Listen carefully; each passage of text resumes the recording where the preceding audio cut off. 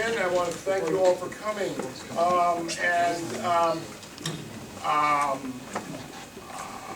So I have various preliminaries. Just for the record, I'm John Brooke, running CHR this year. And in our last seminar on student relations for the fall of 2014, and we have one more semester to go, which is sad, actually. I want to start this list around, and so we would love to have people's email addresses, etc. And I'm also sending around a copy of our final semester meetings. It's available on the web.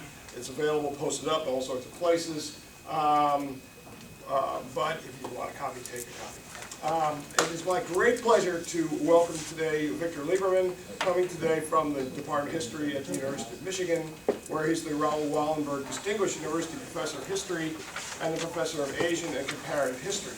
And he was most recently the recipient of what I gather is probably slightly embarrassing, but also very rewarding. In March, he was awarded the Golden Apple Award in Michigan for distinguished teaching, which involves apparently a little bit of goofiness. But either way, it was obviously an expression of great appreciation. Professor Lieberman did his PhD at the School of Ornamental and African Studies at the University of London. He is the author of Burmese Administrative Cycles, Anarchy and Conquest, 1580 to 1760, Princeton, to 1984. The editor of an extremely influential edited volume, Binary Histories, Reimagining Eurasia to 1830, which I will send around. And then the author of a two-volume, and I apologize, I only have volume 2, and I've already been chastised for that today. Actually, I got to keep my notes. You can't have my notes. But Strange Parallels, Southeast Asia in Global Context, 1800 to 1830, Volume 1. Integration on the Mainland, Volume 2. Mainland Mirrors, Europe, Japan, China, South Asia, and the Islands.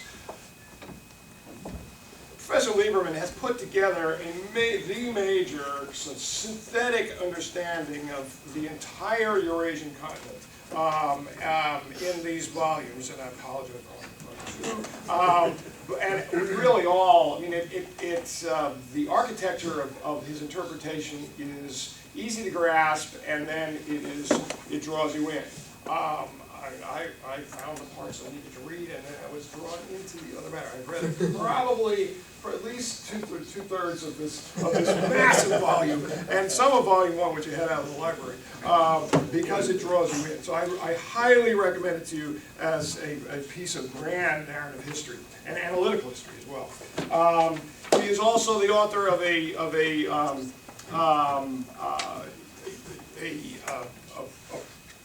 teaching book that he was talking about today. He told us today that he taught the history of the Vietnam War to 400 students, and when that began to trickle off to a mere 60, decided that was paltry stuff, and had to go to figure out another big course. So he's been teaching the Arab-Israeli conflict to 400 at Michigan, and has put out a reader for that, 100-Year Struggle for Israel-Palestine, an analytical history reader. Now his paper today is why was nationalism European? Political ethnicity in Southeast Asia and Europe, 1400 to 1850, is a prequel to a project of the same working title that will take him again. Though he's told me he wants to be a little more restrained in the output, but still take him into a variety of what he calls, what I almost said what we call, but now we don't call it. We call it because Victor has told us to call it the secondary states of the protected zone, and I think that's you'll hear more about that later on.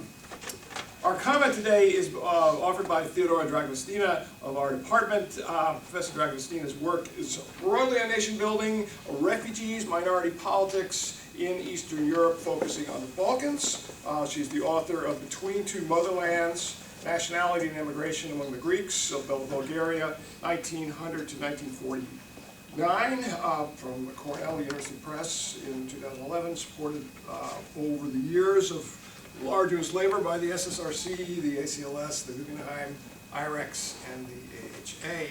Her second book project is taking shape under the tentative title of Communist Extravaganza, Nationalist Commemorations and Cultural Diplomacy in Late Socialist Bulgaria. A transnational study of Bulgarian cultural politics abroad in the 70s and the 80s. And I should mention that she has been essentially involved in a major project by this department in the last, well, by members of this department and other departments, I should say. The last year, the first OSU Sawyer Seminar in Comparative Studies of Cultures, funded by the Mellon Foundation, titled Crossroads, Culture, Politics, and Belief in the Balkans and South Asia. So we have two scholars who've worked between Southern Asia and Europe to set the ball in motion. So, okay. Thank you very much for inviting me. Actually, I retitled my talk. It's entitled "Why Were Nationalism and Democracy European? Political Community in Asia and Europe, 1400 to 1850." How shall we compare pre-modern Europe and Asia? Responding to current shifts in global power, and thus perhaps illustrating the aphorism that all history is contemporary, recent historians have sought two correctives to the traditional emphasis on European superiority and idiosyncrasy. Some have argued that European economic and military success was a contingent, late development, more dependent on geographic good luck than inherent strength. Others have shown, rather more convincingly, that Europe and Asia shared coordinated economic and political rhythms. My current project grows from this latter approach, but considers a question that focuses more narrowly on political culture. Between 1400 and 1830, how did societies across Eurasia conceive of political community? I see European nationalism as a peculiar elaboration of a pattern present in both Europe and Asia long before 1789. I thus seek to modify an historiography of nationalism whose overwhelming preoccupation with the modern West and with post-colonial Asia entails, I believe, a fair degree of myopia. By and large, modernist scholars like Ernst Gellner, Benedict Anderson, E.J. Hobsbawm, and John Broyley have won the argument that European political development ruptured in the late 18th and 19th centuries. If we define the nation as a population whose members claim the following features: political sovereignty, civic equality, a discrete independent territory, and a publicly celebrated secular culture, such an animal did not exist before the late 1700s. Nor can we doubt that these transformations benefited from processes peculiar to urban industrial society: military conscription, national schooling, industrial communications, and consumerism. And yet, if this complete constellation cohered only in the 19th century, critical elements surely had a longer history. European medievalists have not hesitated to invoke nation and nationhood to describe pre-1450 concepts of regnal loyalty. To be sure, in their revisionist enthusiasm, they usually fail to note the episodic, often elitist nature of medieval patriotism and its habitual subordination to dynastic and religious themes. Yet we can accept that in some contexts, the kingdom's people saw themselves as a community of distinct custom and descent. Moreover, in 16th to 17th century English and Dutch thought, scholars have identified discursive features which, while not yet truly secular or egalitarian, anticipated yet more clearly nationalism's insistent yoking of state and local culture. Philip Gorski, for example, has pointed to Dutch beliefs that the world consisted of distinctive peoples and that there was an organic unity between state, people, and nation. By 1650, these terms, he argues, had acquired much of their modern meaning. To this discursive inventory, I would add a centuries-long tendency, also anticipating nationalist practice, to invoke cultural traits as a badge of allegiance. Visible as early as the 12th century, such traits could be secular, involving language and dress, or they could invoke a privileged relation to the deity. Rather than dwell exclusively on post-1750 rupture, seminal though it was, Is it not useful, therefore, to see nationalism as a peculiarly non-hierarchic version of an older phenomenon that might be termed political ethnicity? Ethnicity I define as a set of distinctive cultural traits and symbols shared by a named population. Such traits become political when one or more elements are used to proclaim membership in a state-centered collectivity. Continuity looms yet larger if we consider social dynamics. The emphasis on urban industrial mobilization in Gellner and Breuerle explains how nationalist doctrines once formulated were disseminated after 1850, but fails to explain how such doctrines arose in the pre-industrial era. Nor does Benedict Anderson's oft-cited emphasis on vernacular print media as a spur to national consciousness suffice. The truth is that in many West European realms, culture was being standardized and politicized through saints' cults, royal patronage, new market systems, oral and written channels, at least 300 years before the first printing press.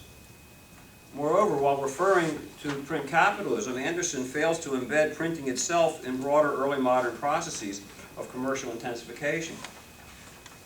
By increasing the range and speed with which people and ideas circulated, commodification not only enhanced the accessibility of printed materials, with growing force after 1500, it also drove peasants to the market and pulled local communities into more extended knowledge networks, both oral and printed.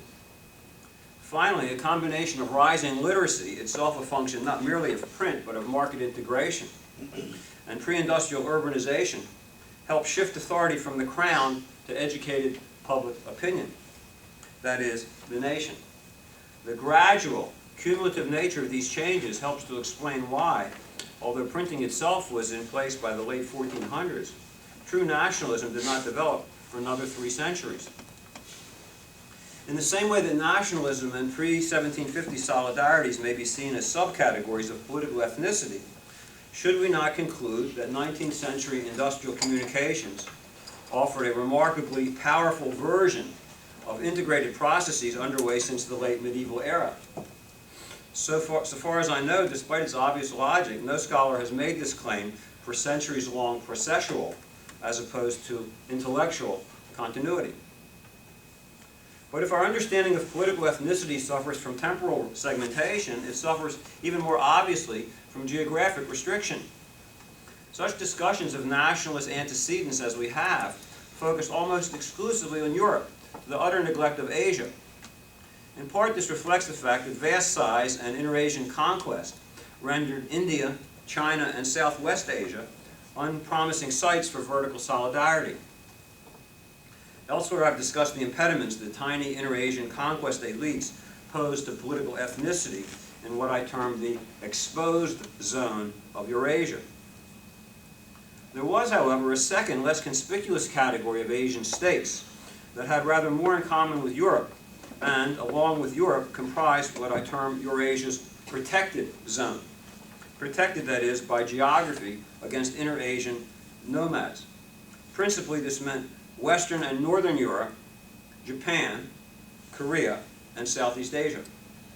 In these areas, smaller polities, freedom from inter-Asian conquest, and a correspondingly modest cultural gap between rulers and subjects favored a stronger sense of inclusion. The striking point is that although the protected rimlands ranged around Eurasia's extremities had minimal contact with one another, political ethnicities throughout the zone showed basic similarities in chronology and dynamics and symbolic function. What we now call Burma, Vietnam, Japan, Korea, France, Britain, Russia, and so forth, became coherent domains only between 1400 and 1800, and with particular force after 1600 or 1650. In each case, ethnic and religious usages associated with central elites spread down the social scale and across the landscape. In these ways, between 1400 and 1850, political ethnicity in the rimlands of Asia and Europe prefigured those symbolic claims and that progressive incorporation which became central to later European nationalism. But why should kindred dynamics have operated in regions that had no contact with one another? How could communal solidarity coexist with social hierarchy? And why, ultimately, did Western Europe alone produce nations as defined above? My research then has three goals. First, to identify in Europe continuities and cleavages between early modern and modern, that is, pre- and post-1750 ideologies. Second, to explain the politicization of ethnicity in select parts of Europe and Asia before 1850. And third, to explain how, despite comparable dynamics, substantive understandings of community in parts of Europe and Asia diverged. Now, obviously, there was no typical European or Asian society.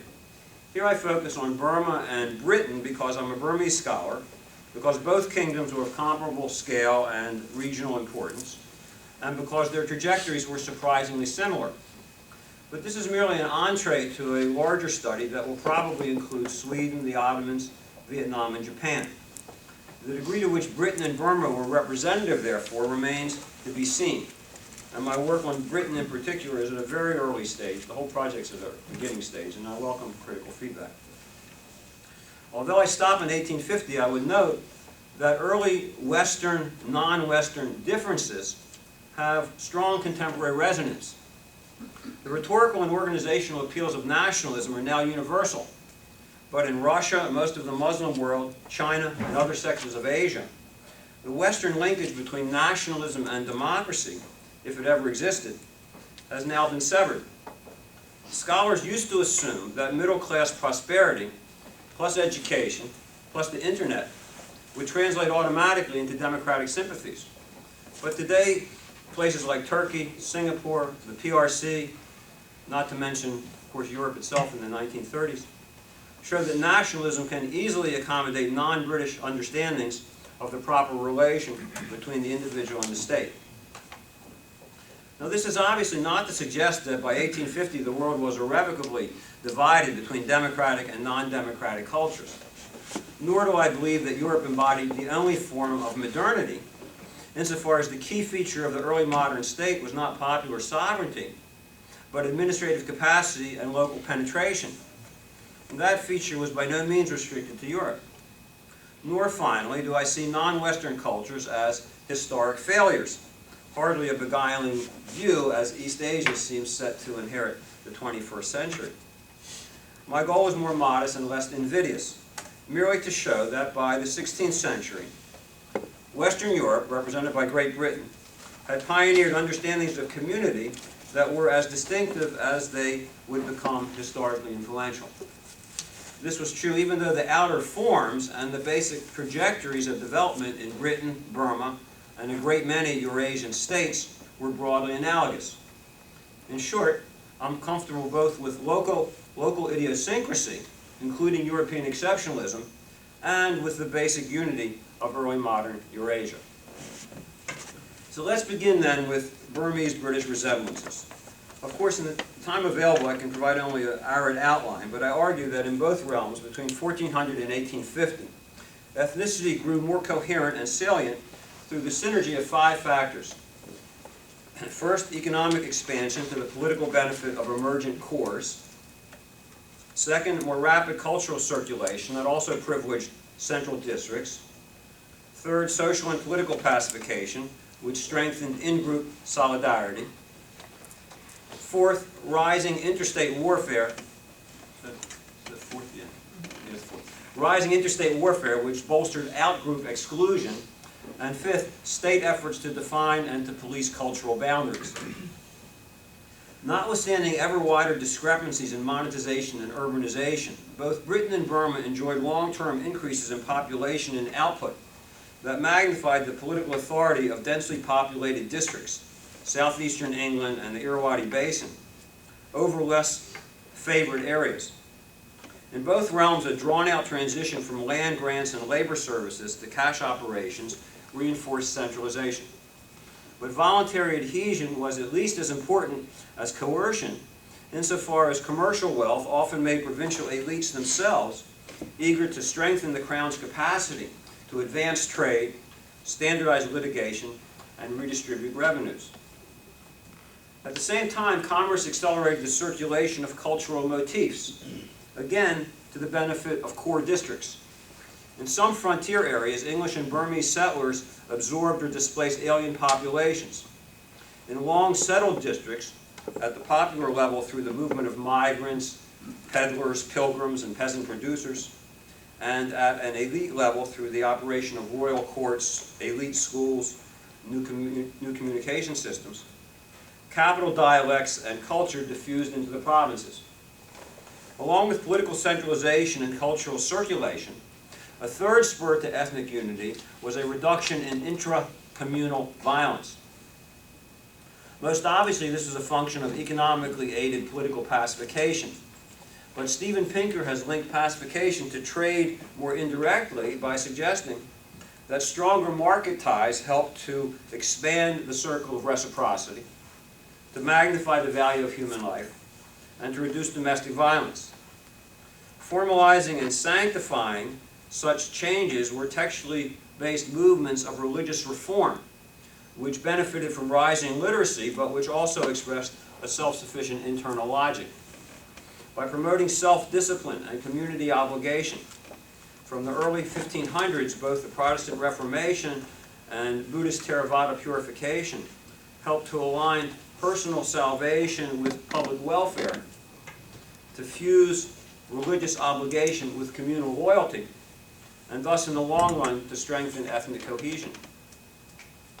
As polities benefiting from economic and cultural integration of this sort grew more formidable, warfare became more sustained and administratively taxing.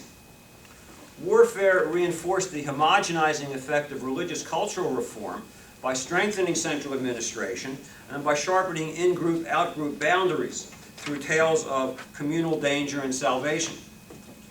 Thus, during the Anglo-French Wars of 1689 to 1815, self-congratulatory contrasts between Protestant truth and Catholic superstition, servitude, and poverty helped the English, the Welsh, and the Scots to forge an overarching British identity. Likewise, during 18th century wars, Burmese of all ranks opposed their sturdy masculinity to the effeteness of their foes, some of whom fell victims to racial massacres. Finally, as interstate competition valorized regional cohesion, each state patronized cultural norms with growing effectiveness.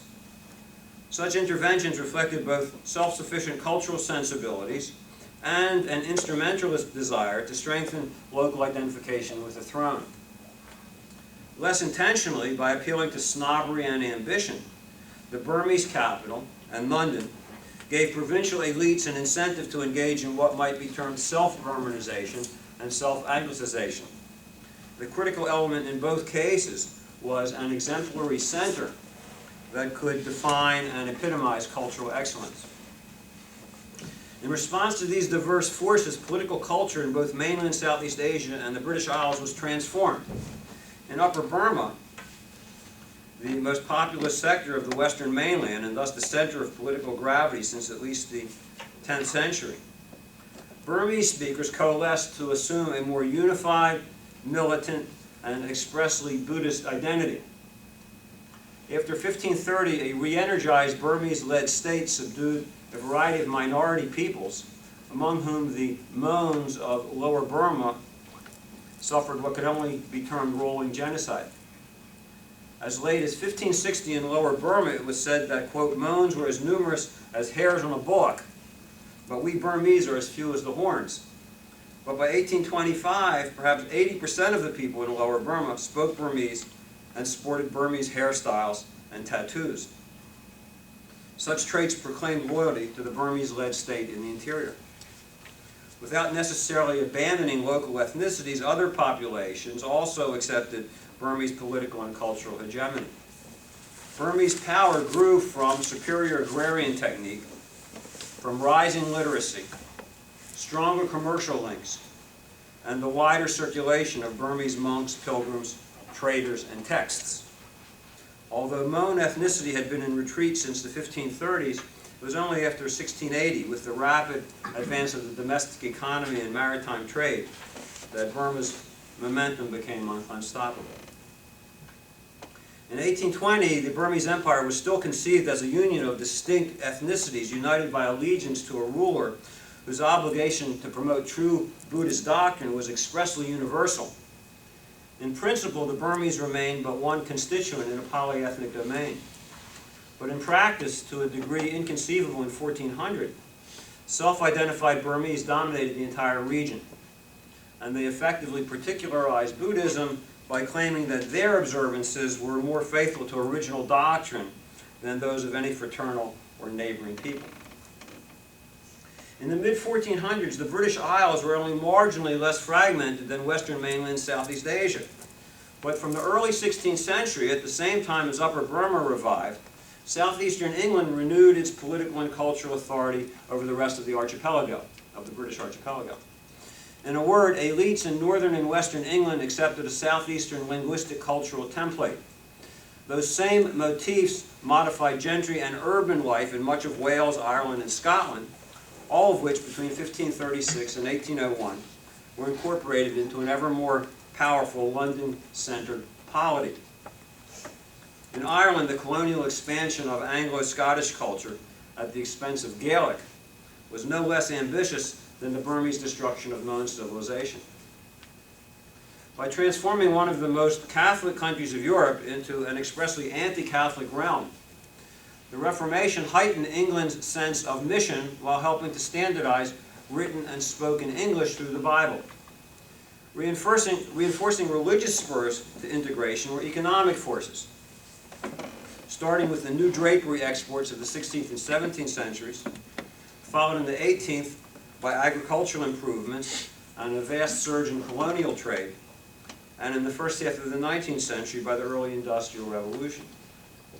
As Britain's commercial and cultural heart, home to the printing industry, and hub of a growing road network, London remained the arbiter of taste whose judgments radiated across the provinces.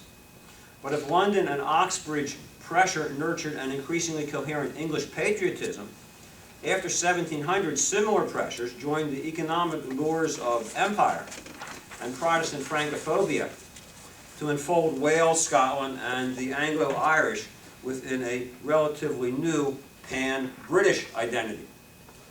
The ensuing tension between an overarching, relatively shallow imperial, in this case British consciousness, and more emotionally accessible, still potent regional loyalties, recalls the general situation in Burma.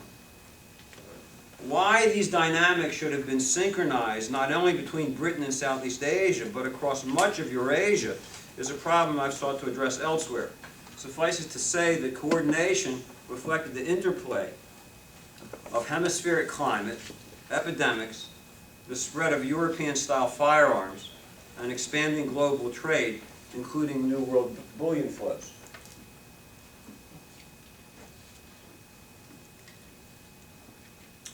Excuse me. So in sum, parallel dynamics drove integration in the British Isles and Southeast Asia. Moreover, in the early centuries, at a reasonable level of abstraction, similar assumptions animated both polities. Sovereignty resided solely in the ruler, whose authority derived from cosmic law, whether God or karma, and from dynastic right, and to whom loyalty was intensely personal and familial. Insofar as the crown's raison d'etre was soteriological, its embrace of secular culture remained qualified and ambivalent. Sanctioned by the cosmos, inequality and hierarchy were inherently moral because they were integral to social order. Thus, a Burmese king warned in 1694, unless his people remained divided into grades of noble, medium, and base, anarchy would surely ensue. Likewise, Tudor and Stuart writers likened social estates to parts of the body, the king the head, the peasants the feet, each obliged to perform its assigned role so the organism as a whole could function. As subjects rather than as citizens, the vast majority lacked political agency. Yet while these perspectives continued in Burma until the colonial era, Britain in the 16th and 17th centuries began to introduce critical modifications. Tudor monarchs succeeded in reducing noble and church authority by collaborating more extensively with Parliament. Acting in the name of the political community, defined as those propertied interests represented in Parliament, The legislature thus compressed the distance between state and society and developed an ideology that was English, Protestant, and eventually anti-absolutist. This ideology proved sufficiently coherent to execute Charles I, but insufficient to yield a stable alternative to monarchy during the interregnum. The Glorious Revolution of 1688 addressed this weakness by redefining the polity as a balanced combination of royal and parliamentary power. People came to accept that the balance could be altered by broadening the electorate and by enhancing further the power of the legislature. In Paul Langford's formulation, the 18th century made government parliamentary, while the 19th century made it democratic. Anti-Catholicism remained central to English and British patriotism, but de facto religious pluralism, the Protestant emphasis on individual conscience, and a burgeoning commercial culture conspired to privatize religion and to dilute the tie between the crown and communal sanctification. In short, what I'm arguing is that by the early 19th century, many of those features that Britain had shared with Burma in 1500, exclusive royal sovereignty, rigid hierarchy, the crown's soteriological mission, and its monopoly on truth, these features had been modified or rejected. Likewise, an end to English territorial claims in France, and efforts to imbue the British Isles with a more coherent personality produced a closer fit between culture and territory. By 1850, notwithstanding unresolved tensions between British and sub-British identities, the United Kingdom embodied a recognizable form of nationalism as defined in my opening discussion. To recall then my titular question, why were nationalism and democracy ultimately West European? In part, surely, because of distinct legal and religious traditions. Consider Britain's socio-legal heritage. Without invoking cliches of Oriental despotism, we can acknowledge that English and Scottish law granted individuals and collective bodies a degree of security without Southeast Asian analog. Whereas in Burma, ministerial prebends and private lands remained subject to royal confiscation, English feudal law promised protection against arbitrary seizure and fines. The privileges of corporate bodies, towns, universities, parliament, were enshrined in law and tradition, including, most critically, the right of parliament to approve taxes. To these ideas of representation and protected privilege, protected liberties, Burma offered no parallel. Another medieval legacy was Latin Christendom's distinction between the universal church and territorial kingdoms. Early medievalist realms had tended to Caesaropapism, which was inherently universal. But by awarding the church a monopoly on religious authority, the papal revolution of the 11th and 12th centuries led each state to identify more closely with a particular territory and people. In abandoning universal claims, European polities thus diverged from Theravada, as well as Orthodox Christian, Confucian, and Muslim states. Burma never developed a conceptual language. It never developed a theoretical apparatus to justify ethnic supremacy. Even as he decimated Mon communities, the Burmese conqueror Olympia proclaimed himself not king of the Burmese, but embryo Buddha, king of righteousness and world ruler. The Reformation, I suggested, reinforced English distinctiveness. By translating the Bible into the vernacular and by proclaiming themselves the new Israel, English zealots pioneered anti-Catholic patriotism. Yet, ironically, because the Civil War showed the toxicity of sectarian enthusiasm, and because the Church of England found itself forced to cohabit with dissenters and Catholic recusants, in the long term, the Reformation had the unintended effect, entirely unintended effect, of encouraging toleration and state withdrawal from matters of conscience. Recoiling against religious strife, many Britons sought to remove religion as a source of public contestation. And in its place came a growing emphasis on commerce as a spur to harmony, and the nation-state as an instrument of domestic peace. At the same time, by promoting private Bible study, in effect by universalizing the clergy, the Reformation joined literacy and consumerism to encourage individual agency. which aided the shift from subjecthood to citizenship. Again, none of these developments had a close Burmese, indeed, so far as I'm aware, a close Asian parallel.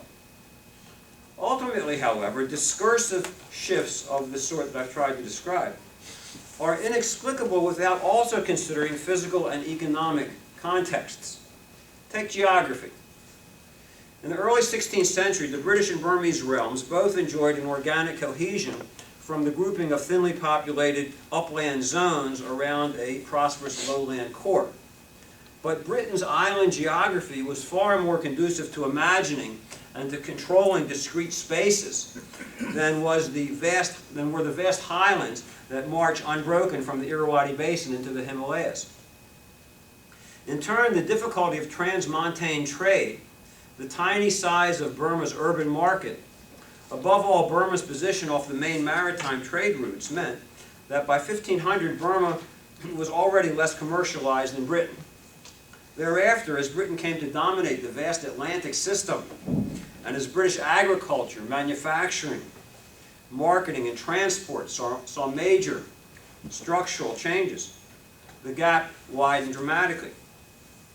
The best estimates are that the Burmese economy grew 70% between 1600 and 1800, but that the British national income rose 500% in the 18th century alone. As much as any factor, economic intensification explains the growing strength of English and British nationalism. To follow Stephen Pincus, commerce provided the state with both the means and the motive to encourage economic development and integration of the periphery. At the same time, commercial rivalry spurred warfare, which revolutionized state structures and which catalyzed patriotism. What's been termed the fiscal military state arose first to prosecute the civil wars of the 1640s, and then the epic contest with France. From 1680 to 1815, the state share of national income in Britain rose from 4 to 20%, which, along with the expanding economy itself, permitted a threefold increase in government personnel between 1680 and 1780 alone. And because Parliament had to consent to taxes, the Crown's chronic need for military finance in the 18th century underlay the rise of parliamentary supremacy.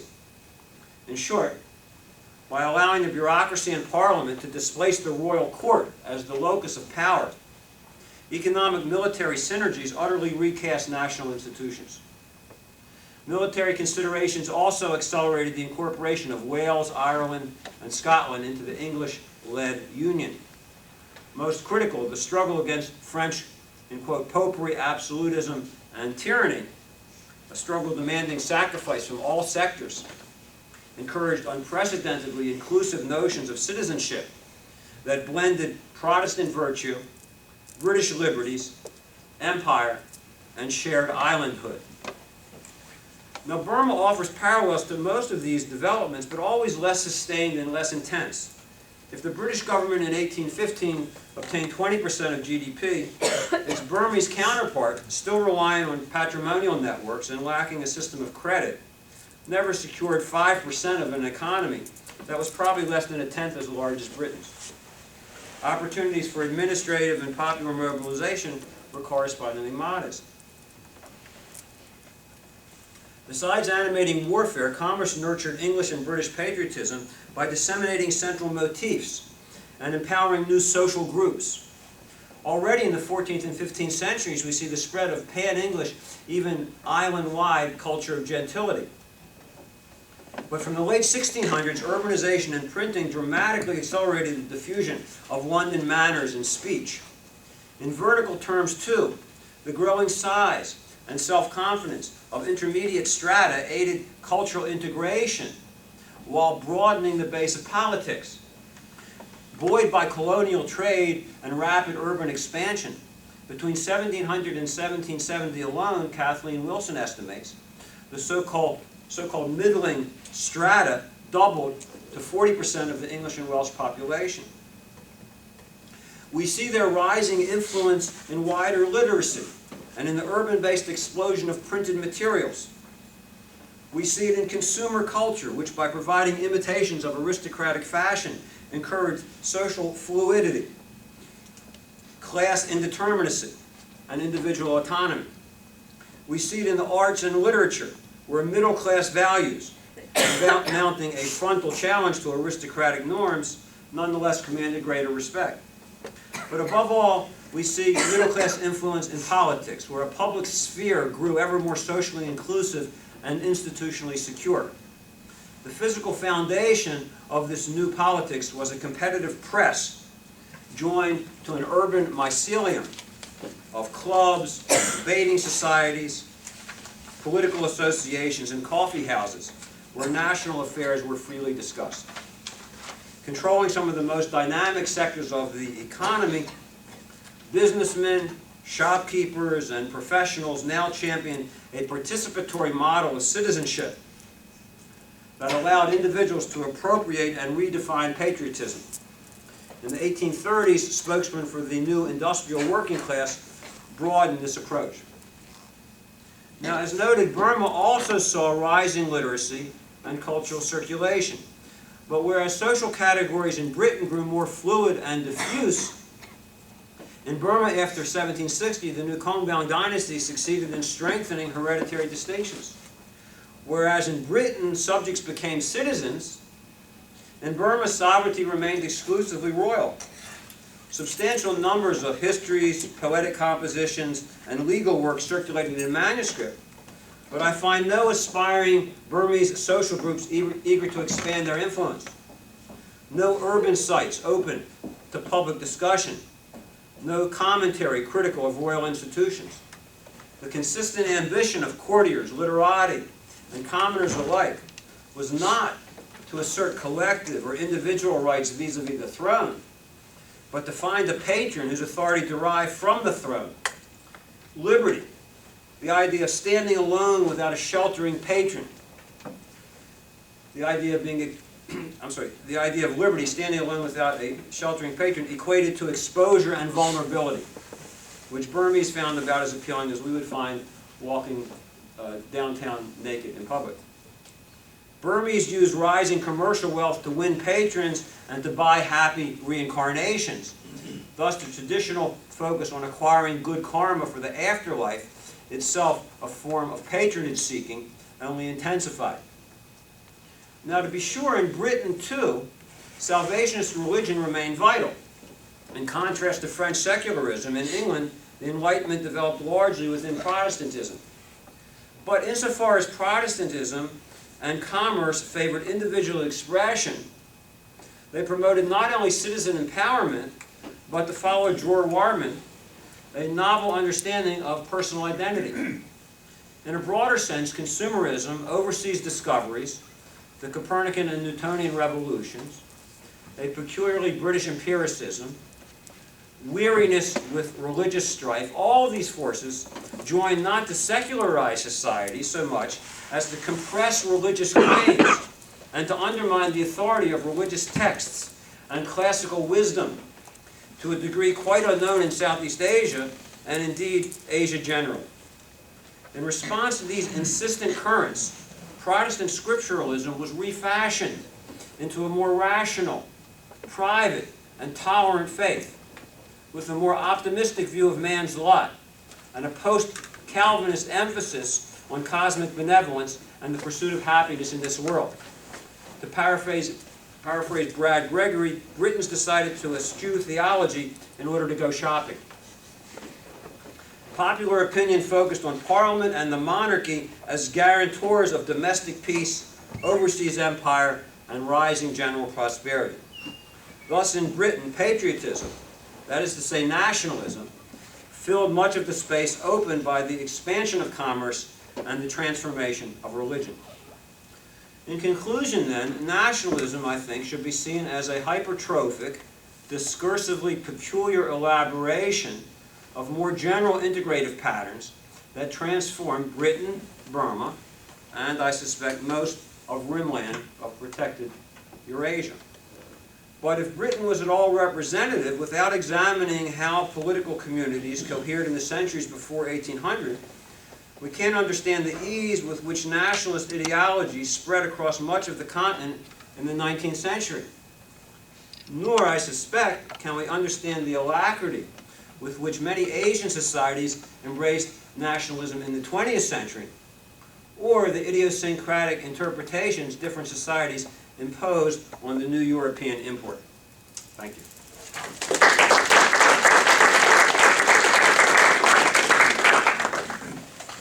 So we're happy to...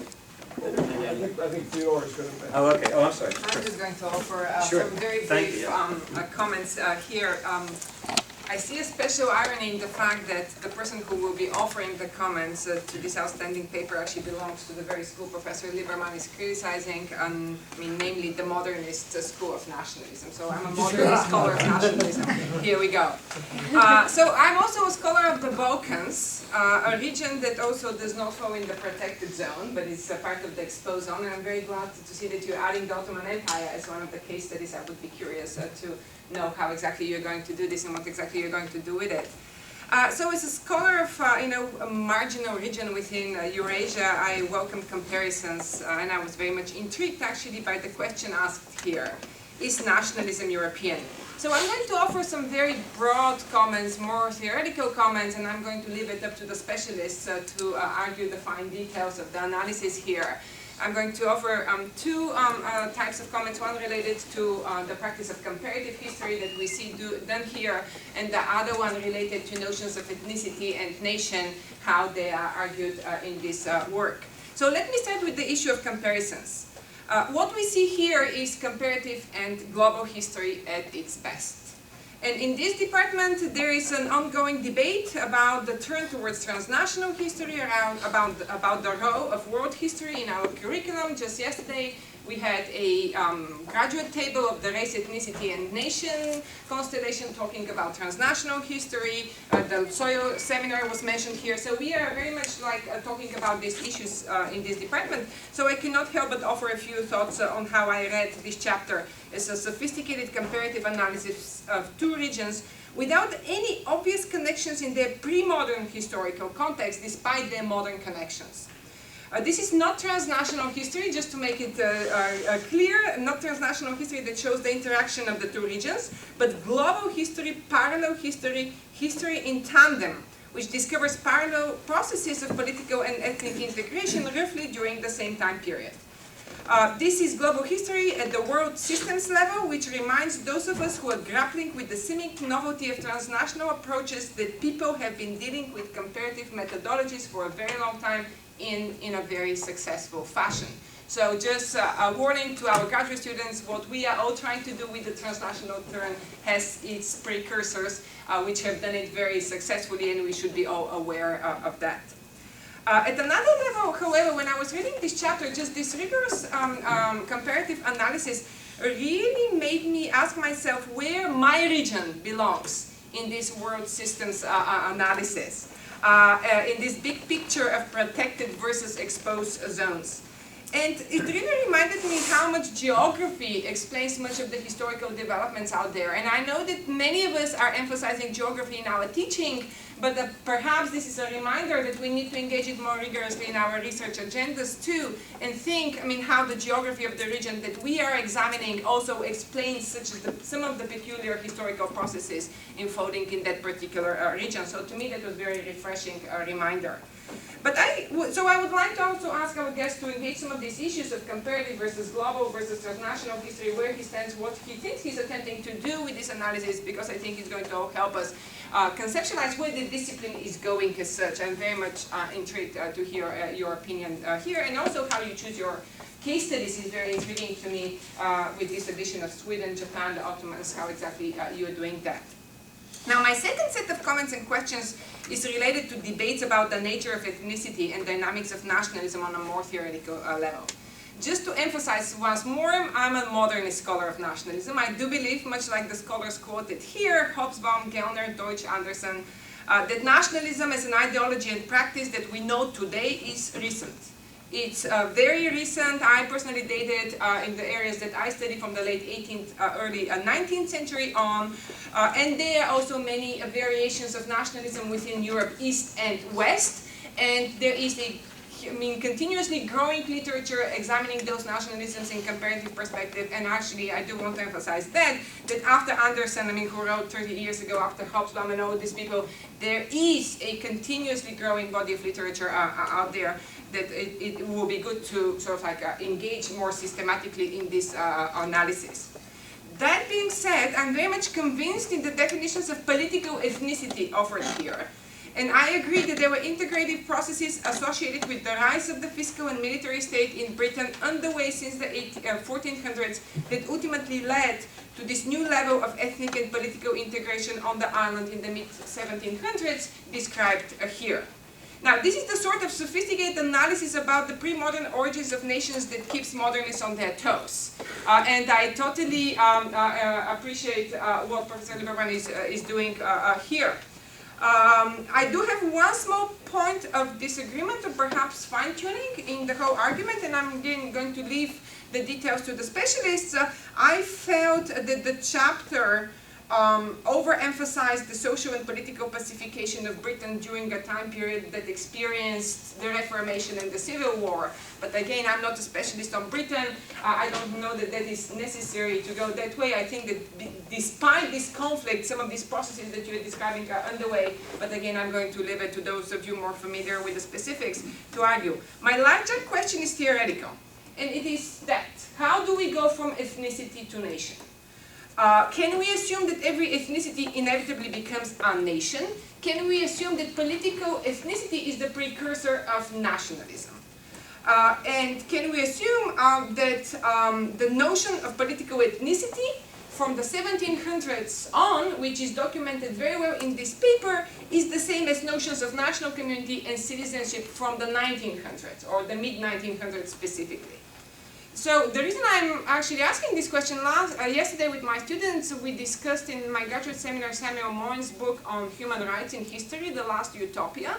And in that book, very pointedly, he points that the language of rights existed in the medieval and early modern and Enlightenment thought. I mean, the language is there, divine rights, natural rights, and so forth, but we cannot take that language of rights to mean modern human rights as we know them today, because he dates them from the 1970s on. So my question is similar: even though we have the language of nation, of community, of political ethnicity as you define it, I mean, can we assume that this is the same as the nation that we understand it today? This is sort of like my larger theoretical question. Can we anticipate nation, or is this a little bit anachronistic to assume that these debates from the 1700s adopt similar understandings of nation as those from modern times? So my comment basically asks for more precise definitions of nationalism. If the question to start this debate is nationalism European, we do need to think about the different ways to define nationalism here. There are two elements to this definition. One is the ideology of nationalism, and the other one is the practice of nationalism, the way I see it. So nationalism was a political ideology that wanted to see that the nation and its territory will coincide. That is documented very well. But as a practice, it was not only based on processes of inclusion that are very well documented here, but it was also based on processes of exclusion, which I believe are downplayed in this chapter. That is one set of issues related to the theoretical definition of nationalism. But also nationalism as typology is interesting to engage here. Because nationalism manifested itself in several different ways, in Britain in particular. First of all, we have this integrative nationalism described here, that unfolded on the island, that was connected to these notions of democratic, horizontal, civic community, the one analyzed here. But within Britain, we also have one other nationalism, or a few other nationalisms that we could look for. And one is more of a breakaway disintegrative nationalism, Irish nationalism. What do we do with that nationalism? Do we not treat it as a part of British nationalism, as an integral part of British nationalism, in fact? And then we also have the survival of ethnic particularism in Scotland until today. So what do we do with those phenomena? How do they explain the emergence of an inclusive political community, which is the key argument of this chapter? And then finally, if we have to examine nationalism at the level of empire, there is obviously also the issue of anti-colonial nationalism, which is much later, which is not treated here for those reasons, because the chapter stops at 1840 or 1850, but which Burma was obviously very much part of. So what do we do with that nationalism that is clearly going to happen much later than the time frame suggested here? Therefore, as I see, what I'm seeing is that exclusionary vertical understandings of community persisted for a very long time period, even after the time period that is dealt with here. And perhaps for our analysis, it is useful to distinguish between the experiences of political elites, those associated with parliament and other structures of power, and the rest of the population. So as actually a social cultural historian of nationalism, in my own work, I very much am looking both at elites and people on the ground, so to speak. So that is one of the links that I would like to see more developed here. So while I agree that we see the emergence of British identity among elites implicated in the development of notions of political ethnicity since the 1870s, the real expansion of the nation, of citizenship, of notions of national community may not have occurred until truly the 1900s, the mid-1900s, when we truly observe a process by which subjects become citizens in Britain as well. So to return to the question, is nationalism European? Well, I don't know. And is Britain European is the other question we can ask here. And actually, our guest has this creeping doubt in the last sentence of his paper, where he's asking, well, if we can consider Britain to be representative of Europe as a whole. I think this is a very open question that can be debated and perhaps is worth returning to. So is Britain a representative case of Europe as a whole, or is it rather the exception, right? It is an open question. So I do want to emphasize that I'm very much convinced that there were processes underway in Britain before or around 1700 that helped develop new notions of political community and political ethnicity associated with the emergence of new elites, intricately connected to the more powerful state. No doubt that is happening. And therefore, the emergence of nationalism as a political ideology associated with elites may very well have been British or European. So I am not denying that. That might very well be the case. However, when we start examining nationalism as a practice, when exactly subjects become citizens is more problematic. Because inclusive horizontal notions of national community may not have materialized up until the 1900s at least. Thus, I want to finish with my insistence that there is a difference between ethnicity and nation, and that we cannot assume that political ethnicity is going to become nationalism. And I would like just to end here, and I'm sure that the rest of you are going to have more details to offer here. Thank you.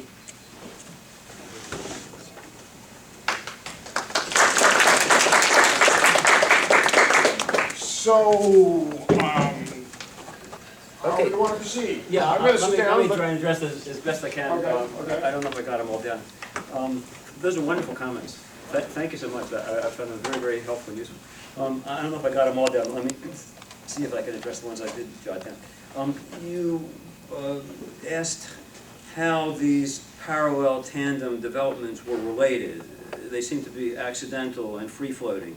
And they're connected by processes that I just didn't have time to go into, namely climatic, epidemiological, maritime, technological transfers, which I'm deeply interested in. So it's not an accidental coordination, it's deeply functional and structural. That's one. Secondly, I agree that, and I tried to emphasize, I agree that the nationalism as defined as a doctrine which says that political sovereignty, civic equality, a discrete independent territory, a publicly celebrated secular culture. These are reside in a particular people. These are all modern. They didn't exist before 1780 or something like that. So I'm not anti-modernist. I'm not criticizing modernist theoreticians.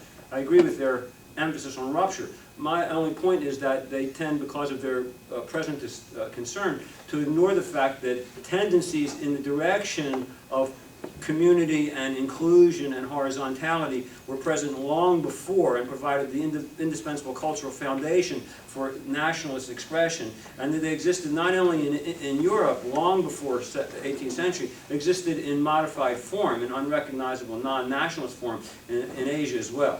So I'm just trying to provide a larger context for these processes.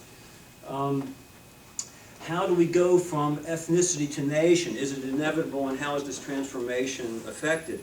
I think basically, if we have to simplify all this, the ethnicity becomes politicized, and the population at large acquires political rights because commerce creates a large urban middle class, which feels empowered, which has the means at its disposal to discuss and participate in policy making, and which is a function largely of rising literacy, the development of elaborate networks of independent thought, which in the case of England are protected by a culture of respected, legally enshrined liberties, which guarantee immunity against arbitrary royal intervention, such as the late Stuarts attempted.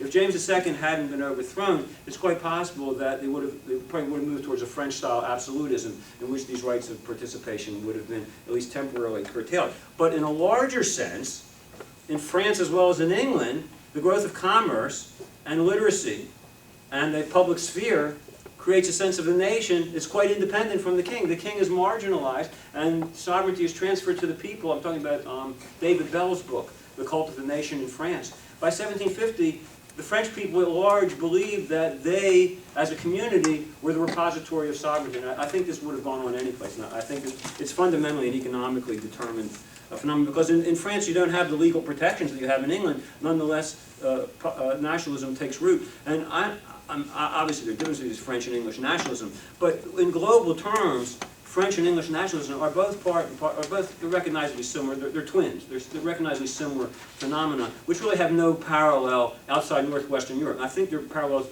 I'm just getting started. I think there are parallels in Sweden. I think there are parallels in Holland.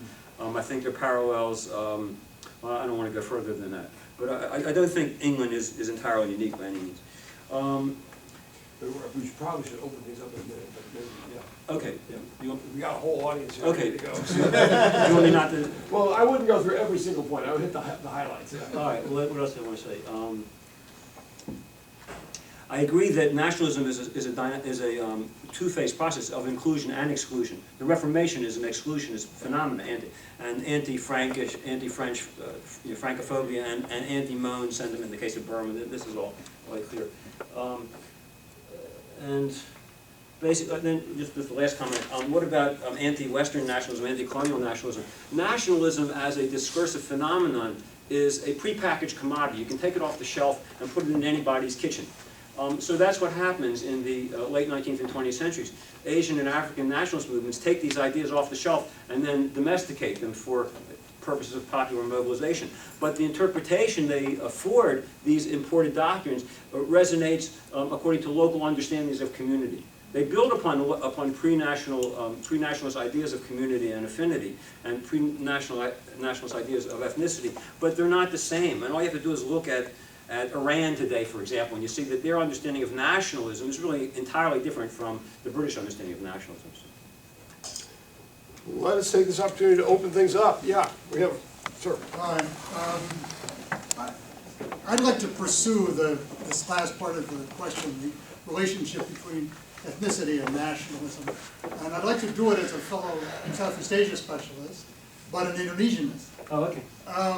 Because this is what I noticed in reading through the paper is the way political scientists put this is he's selecting on the dependent variable. All of the cases here are ones that promote his point of view.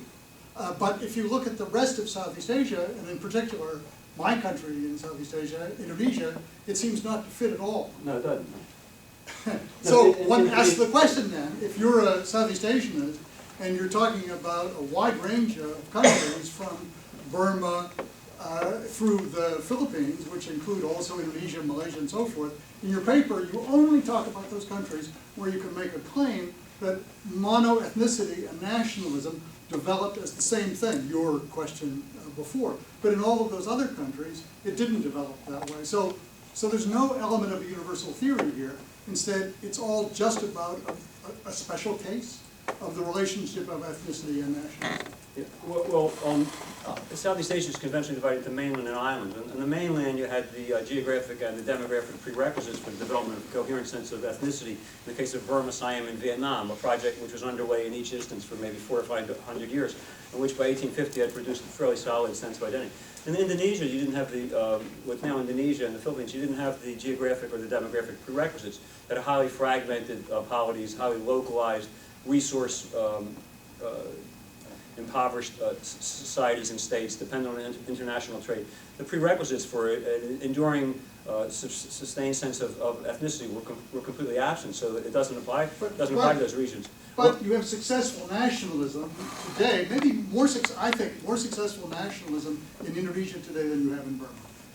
I don't know that it has as firm a cultural root, but that's because the colonial transfer. That's where your starting point is. Well, let's say it's the same. It doesn't matter to my argument. Let's say they're equally, or let's say Indonesia's strong. It's because it's the colonial transformation provides Western educated elites with this new model of nationalism, which they pick up in Dutch schools, which they then import and introduce to the population at large. It's an entirely artificial, entirely discontinuous development. As the Burmese did with British colonialism. Well, but the Burmese are able to build, you see, upon pre-existing notions of ethnicity and pride, so that the entity of Indonesia is entirely novel. Precisely creates the problem today in which you have the Burman minority, which is unable to resolve its conflicts with all of those minorities. Right. Where Indonesian nationalism is precisely much stronger, because it doesn't have to deal with that issue. In a sense, that's true, because it's so artificial. It has a heavy emphasis on inclusion. But in the case of Indonesia, no more artificial than America. Well, let me finish. The entity of Indonesia, like the entity of Malaysia and the entity of the Philippines, is an entirely colonial creation. There was no such thing before the Europeans got there. So of necessity, it represents an artificial imposition as a result of Western education and Western norms, Western models. In the case of Burma, the idea of including hill peoples with lowland peoples in a unified political system is also quite novel. You're quite right. But the strong sense of Burmese ethnicity and Burmese pride goes back for hundreds of years, and that's the basis of the strength of insofar as the Burmese state has any strength, that's its basis. And there's nothing comparable. There's no equivalent sense of Javanese nationalism, for example. There's no core, there's no central core to Indonesian ethnicity the same way there is in the case of Burma or Vietnam or Siam. So I agree with everything you're saying.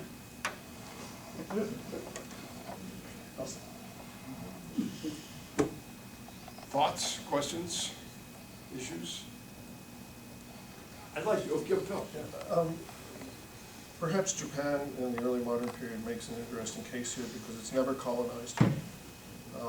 But you can still talk about some of the same phenomenon that Vic was talking about here. There are some important differences, but I'm glad none of my students from this morning's class were here because they might think I plagiarized this morning's lecture from what Vic was talking about.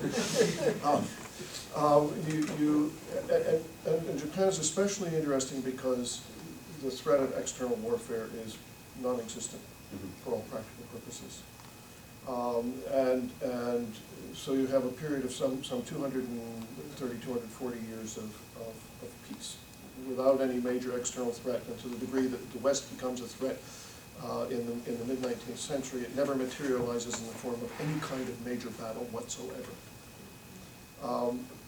Japan is building, however, in this time an increasingly integrated national commercial network with national markets in prices that reflect that. It is a network along which flow cultural symbols and cultural ideas that parallel exactly the kind of thing that Vic is talking about, so that you have people in rural areas in Niigata, way away from Edo, corresponding with literary elites in Edo, in pre-modern Tokyo, There's an increasing sense of national awareness.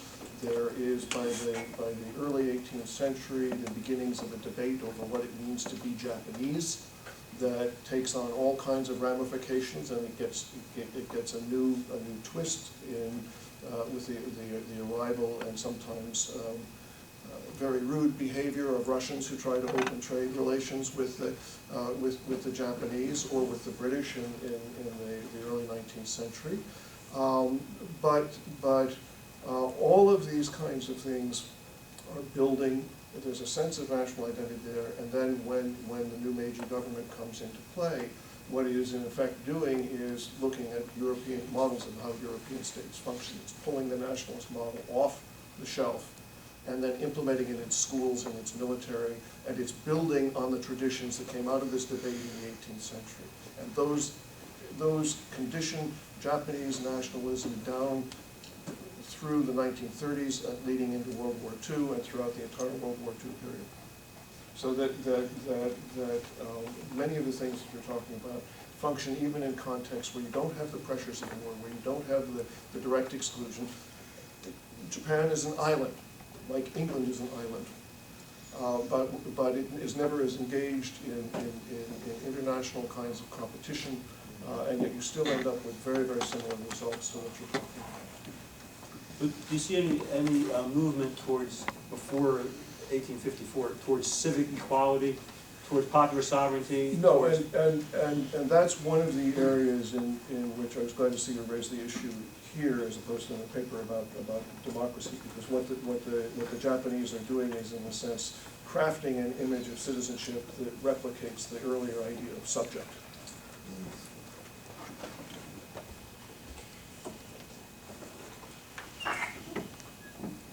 I keep wondering about family structure, household structure, and the way it interweaves at many levels in the account that you've laid out, and in our wider problem of states. Because at the top of all these pre-modern states, there are houses with sacralized lineages and legitimacies. The royal houses, there are households which effectively are the state. I mean, in many pre-modern states, the household is in fact the state, and all of the agents of the state are effectively agents of a privileged household. And then there's the other side, which is ethnicity and nation at various levels are experienced. Ultimately they're all experienced in these family forms. One way or another, people are embedded in them.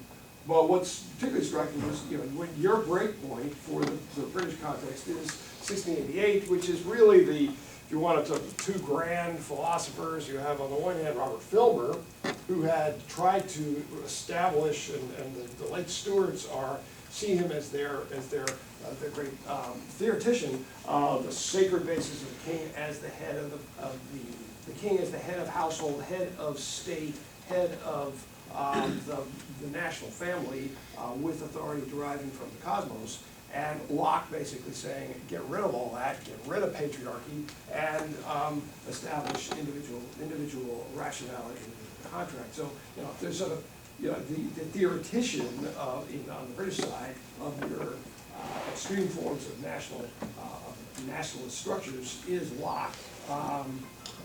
So I wonder about how we play on this. I mean, there's a great book in the American context by,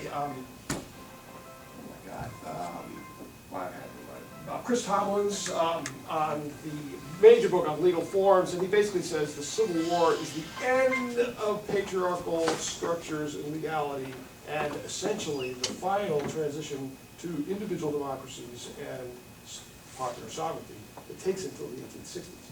And for the last remnants of this patriarchal structures to be washed away. So who's that from? Christopher Tomlin's Freedom Bound. It's called Freedom Bound, which and the freedom is bound by patriarchy is the theme of this book. So I just wondered about how we handle the kind of experiential base, where all the people who are acting in your account are actually doing it in the context of family forms and household forms, and they play in different ways with and against maybe that the rise of political ethnicity actually works against family. Individuals are taken out of families to fight in these border wars and develop senses of understanding of nation or of the collectivity that is anti-communal. But anyway, I'm just thought that. Yeah.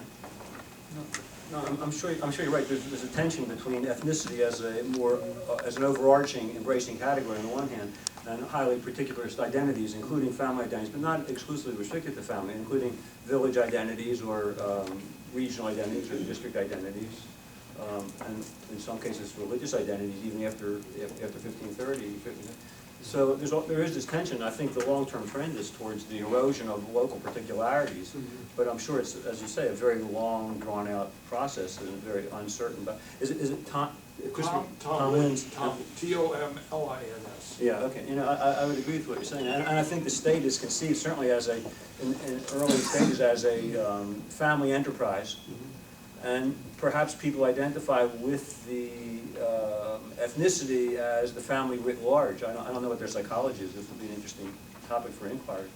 I mean, do you have to make a transition from patron-client relations that are essentially the tiers of families and households of various levels of power and gaining purchase by their patron?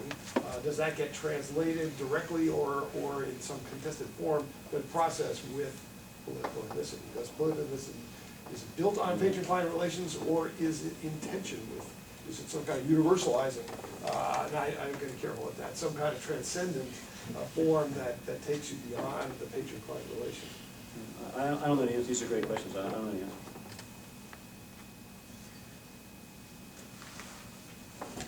If I could take us a completely different direction. And this is one, I have a number of students here who have taken a grad seminar with me just this last semester. So your work touched in a number of ways on some of the readings that we've been doing over the past semester. So since we had our last meeting yesterday, I appreciate you coming in and giving us the final exclamation point at the end of the semester. That's great. So it's a Central Asia seminar, early modern Central Asia. So when we talk about the protected zone and the exposed zone, that which those people who lived in the exposed zone were exposed to was the Central Asian nomads. Things change, of course, as we move through history, and this period, this really kind of critical period in your analysis is like 1750 to 1830. And it's in that period where we see the inter-Asian nomads, the power dynamic is inverted. They're no longer, at a risk, a threat to those who were in the exposed zone. On the contrary, they're being taken over, right? They're being pushed in upon each other, and we see some really marvelous, from the historian's perspective, really sucks if you're there, but marvelous from the historian's perspective, dynamics that are unfolding on the ground, right? And this is all, as I see it, this is all part of the integration. Okay? So I mean, you're talking about these horizontal continuities, you're talking about integration. And I wonder, I mean, you went into some detail in terms of like bullion traffic and merchants moving ideas, moving money. I wonder if I could ask you to talk a little bit more about the mechanisms of integration. In what period? So across early modern. And so we could say like right up until like end of the 18th century. So here, I mean, you talk about epidemiology, of course. We talked a little bit about money, about currency. What other mechanisms are there? How are these cultural norms being disseminated across the entire Eurasian landmass? Well, okay, as I understand your question, there are actually two parts to it. One is why does the Sown nomadic differential reverse after 1750 or so? And secondly, before and after 1750, why should disparate parts of Eurasia march in tandem? Right. So you had said that you had a number of ideas, but you just really touched upon them in the paper. So I thought this would be a good opportunity to discuss those in some more detail. All right. Well, the elements connecting Eurasia are a common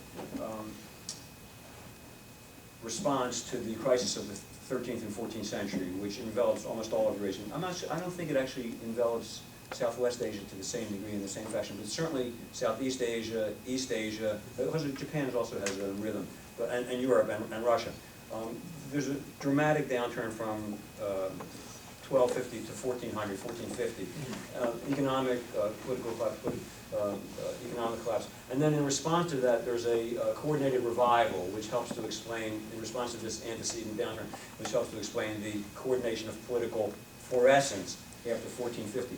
So the question then becomes, what causes the antecedent coordinated downturn? It's largely climatic. It's largely the spread of the Black Death, which in turn is a function of increasing commercial reticulation in the previous centuries of prosperity. Okay, so And military technology, right? yeah, well, okay, well, the response to antecedent crisis, the coordinated uplift after the antecedent crisis is one coordinating factor. A second is the growth of international trade, which has many aspects. The spread of technology, of which the spread of firearms is by far the most important. The spread of new productive techniques, and the spread of new imports, which provide all kinds of stimuli to local production, and especially the spread of New World silver is transformative. And then, I guess in an earlier period, the domestication of smallpox and measles as a result of growing contact between the protected zone and the exposed zone. The exposed zone is the area, apparently, where smallpox and measles were earlier domesticated because of larger concentrations of people. The exposed zone, such as Japan, although Phil can comment on this much more effectively than I can, but the exposed zone is repeatedly decimated by smallpox until you have sufficient population density and sufficiently frequent interaction with older established centers of civilization for smallpox to become domesticated. And that seems to be happening in more or less coordinated fashion in Southeast Asia, in Japan, in Russia, and perhaps in Scandinavia and the British Isles. So that's another coordinating factor at an earlier period. So these are some of the coordinating factors. And then you have a kind of parallel institutional experiment in response to antecedent crisis. And the climate continues to affect subsequent development. You have periodic crises. And in response to these crises, people begin to experiment. They begin to fool around with new institutional arrangements, new military arrangements. And although they're not really communicating with one another, the idea of parallel institutional experimentation adds another element of coordination. And then finally, coming back to your question, why should the power dynamic have been reversed between steppe and Sony after 1750? I think because these processes of commercial expansion, demographic expansion, especially the introduction of firearms, become so overwhelming that the nomads can no longer resist agrarian pressure. And as Peter Perdue, for example, has pointed out, Russia and China between them smashed the Zungar Mongols and smashed the last opportunity for a nomadic ascendancy. Right. I would argue, though, that there actually is, I mean, you said there's no communication about some of these, the development of especially in terms of military technology. I would argue actually that there is. No, I think the military technology Richard Eaton has an article that just came out the latest edition of the Journal of World History. He's talking about the movement of gunsmiths from the Ottoman Empire who are intertwined in the development of all of this great early modern European military technology. Their movement really quickly, actually, over to Mughal markets. So I think there's, it is in a sense a global market. Yeah, no, there's no question that military technology spreads. The Portuguese introduced guns to Japan. They introduced them to Southeast Asia. And the Southeast Asians also get guns from Arab merchants. There's no question that that's spreading. I was talking about administrative institutional experimentation. That seems to be largely independent. For example, in the case of Burma, you have new provincial controls, new administrative forms, new census procedures in the early 17th century, which are very parallel to what's happening in England and possibly what's happening in south of Iran. But I don't see any evidence of communication. I think it's largely a response to local challenges. Okay. And the responses themselves are not, they're comparable in a very general, abstract sense, but in terms of the particularities, they're quite distinctive. Okay. That's how I see it. Chris? I understand that many starting points in your paper, let me rephrase this. Like Scott, I understand that there are phrases in this paper that are meant to serve as shorthand for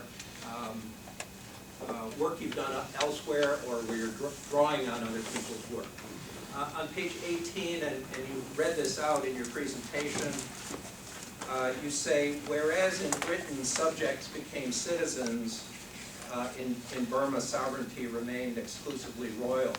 Could you talk a little bit more about how British people, how British subjects became citizens. I understand time is a flexible variable in your paper. Do you see this happening in the period by which your paper ends? Or is it a phenomenon that occurs after the 19th century? Well, by 1832, you have the Reform Bill, which gives the voting rights to middle-class people. I think you have to have 10 pounds of property in order to qualify for the franchise. So that's already put the polity in the direction of a broader franchise, which reaches fruition in 1867 with the empowerment of working people to vote. So it's not fully developed, and you said 1860. So clearly these processes are, and of course women aren't included until the 20th century. So these processes are I wouldn't say embryonic, but they're by no means fulfilled. But the discursive focus, the intellectual shift from powerless subjects who have no say in the political process to a system in which many property people are able to participate and to make decisions and to have a say, and in which Parliament, representing property and interest and the Commonwealth at large, is able to dictate policy to the Crown. This process is well underway by the 18th century. Parliamentary supremacy is established by the younger Pitt, really.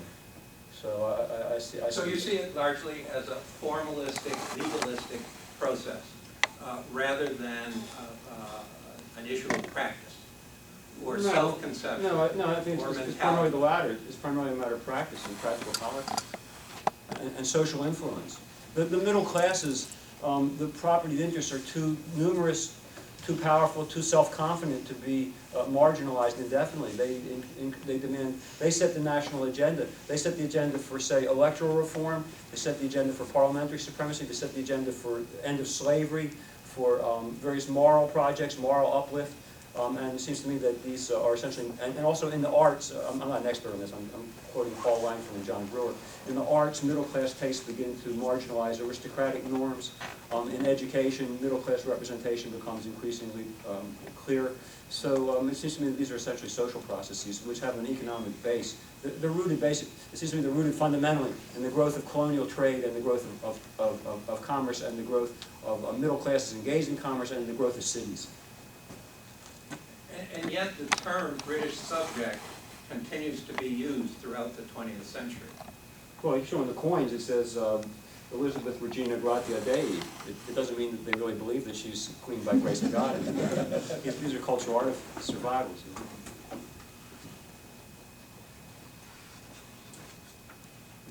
These processes are slow and gradual, but I would say they're essentially social and economic, in combination with the unique religious and legal heritage of England, of Britain.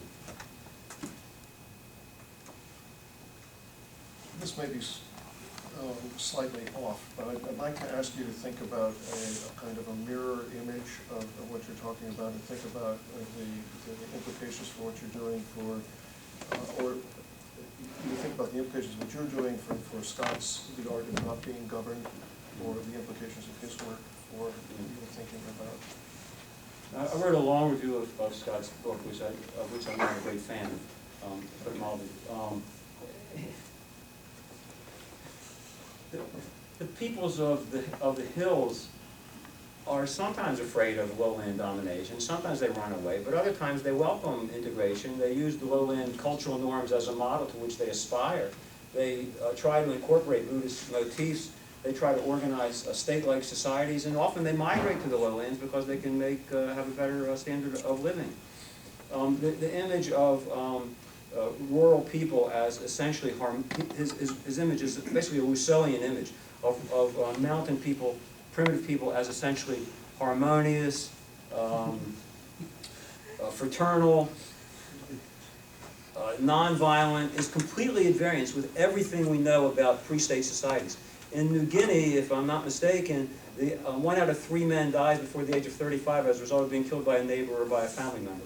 The best statistics that Stephen Pinker has produced show that in 14th century England, when the state's present but still weak, the chances of being killed by a neighbor or by a family member were 4 times greater than they were in American cities in the 1980s during the period of maximum disorder.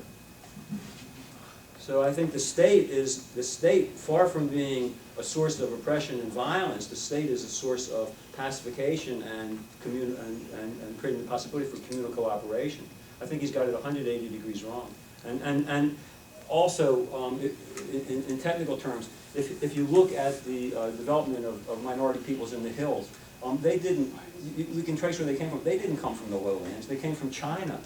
Not necessarily running away from the Chinese state, just because agricultural opportunities in Southeast Asia were superior to those in Yunnan or Guangxi. So I really, and he makes other claims. He says, for example, that literacy in pre-modern societies was usually never greater than 1%. In fact, it was, in Burma, it was 60% male literacy. I mean, I think it's a very shoddy book, to be honest.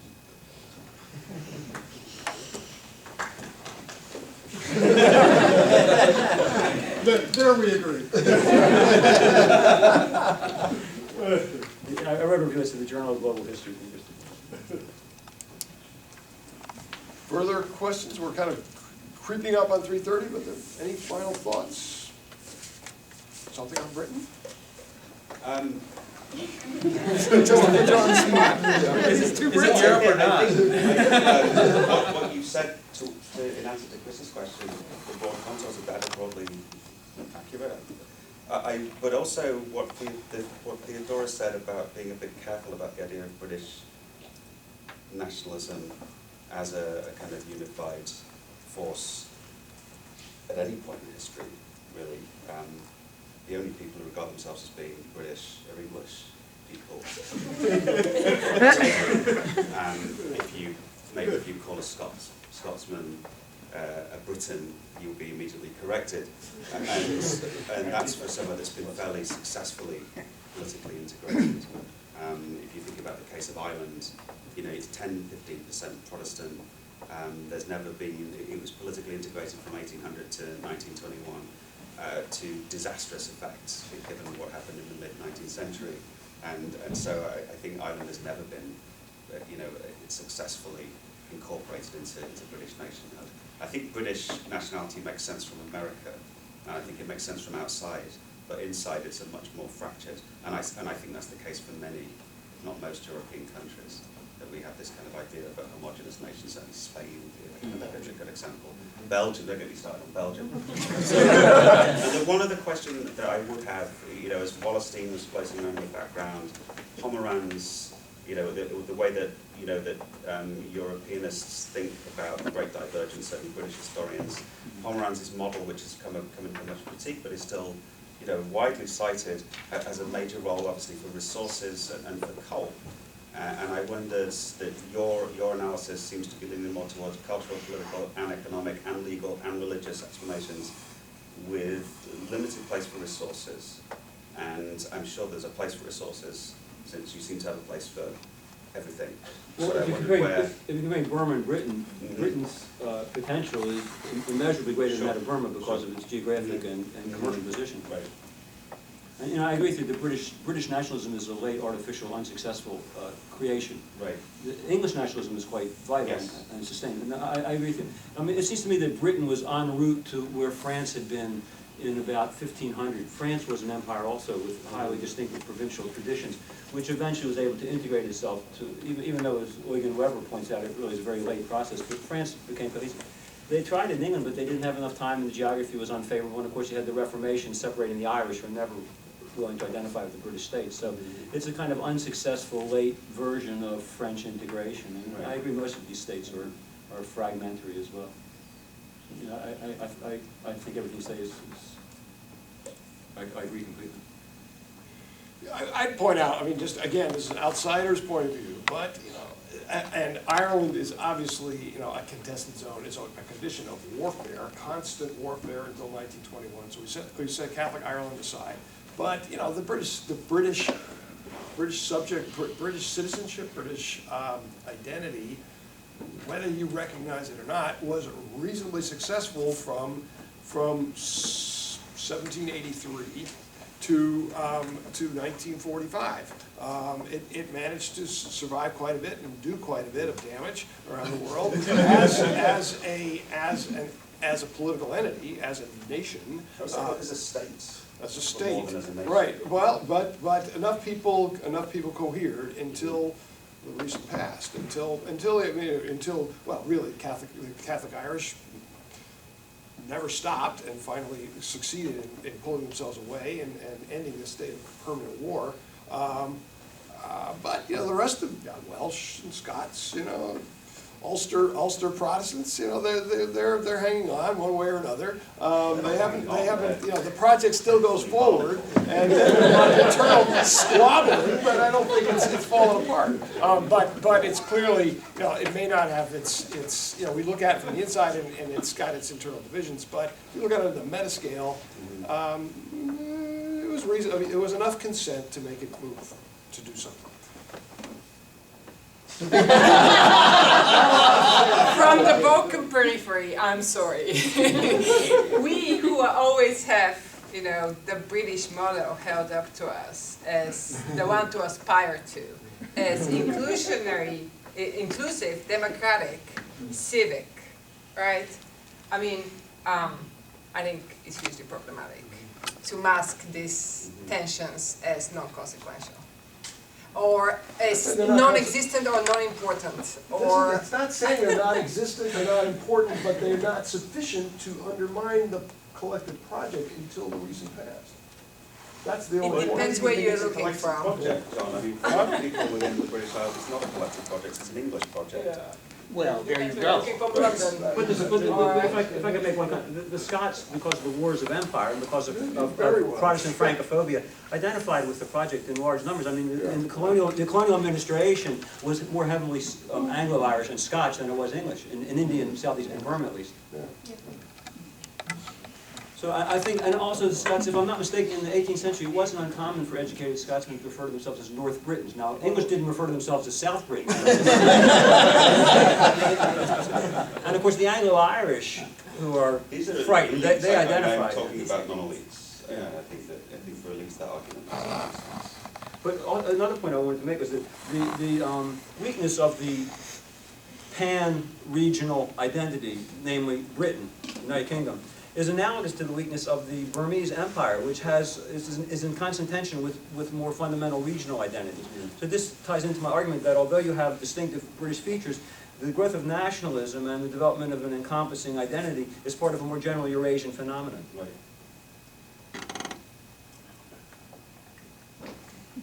I think those last three words are grounds for calling.